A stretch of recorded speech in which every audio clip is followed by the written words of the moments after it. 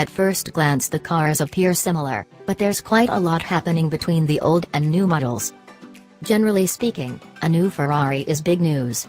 Enter the Portofino, Ferrari's new entry-level model that will still drain six-figure sums of money from your bank account while whisking you along to 199 miles per hour, courtesy of its biturbo V8 that generates 600 horsepower. The Portofino replaces the California T in the lineup, and at first glance, one would say this is nothing more than a facelift of the outgoing model.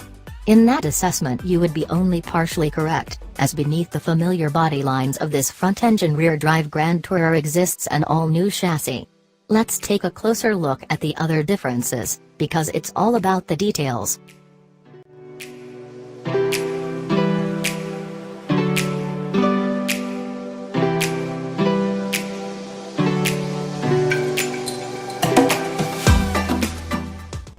Front. The obvious change to the front clip are the new headlights, which adopt a more horizontal design similar to other Ferrari models. That change alone lends to the Portofino's sharper, more modern styling, but a closer look also reveals considerably less arch to the front fenders and sides of the hood, creating a broader, flatter appearance. A pronounced F1 style nose neatly bisects the hood, meeting a more prominent grille with larger air ducts in the lower fascia.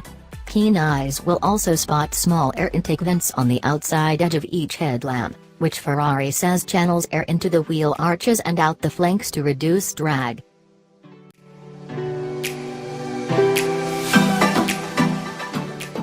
Profile, roof up. Again, with just a passing glance you wouldn't see much difference between the two models, but a closer look reveals the longer roofline that flows perfectly into the rear deck lid for a fastback look.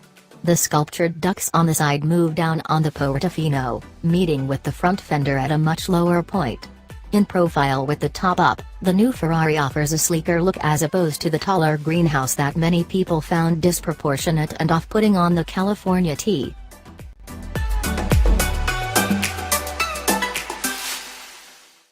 Top. This is the best angle to see just how much flatter, straighter, and better proportioned the Portofino is compared to the California.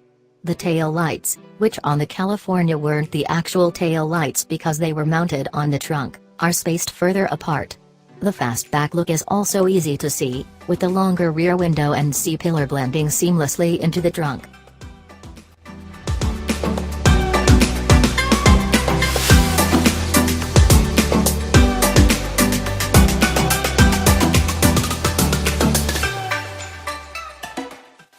Top. This is the best angle to see just how much flatter, straighter, and better proportioned the Portofino is compared to the California. The tail lights, which on the California weren't the actual tail lights because they were mounted on the trunk, are spaced further apart. The fastback look is also easy to see, with the longer rear window and C-pillar blending seamlessly into the trunk.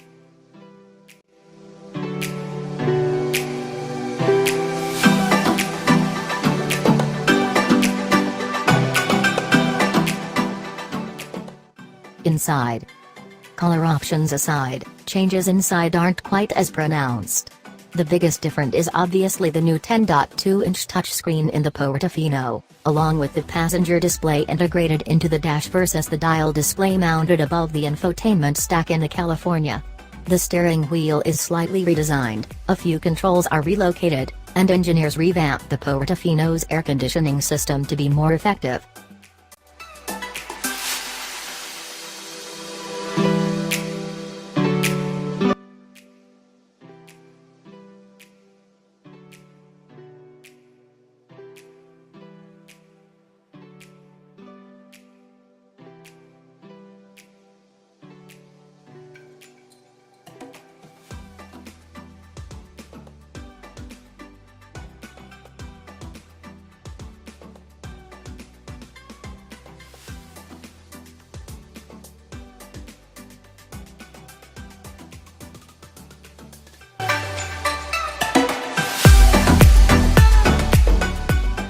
Many people felt that, despite its performance and pedigree, the California T wasn't a real Ferrari. Does the new Portofino address those sins to properly earn its prancing horse crest?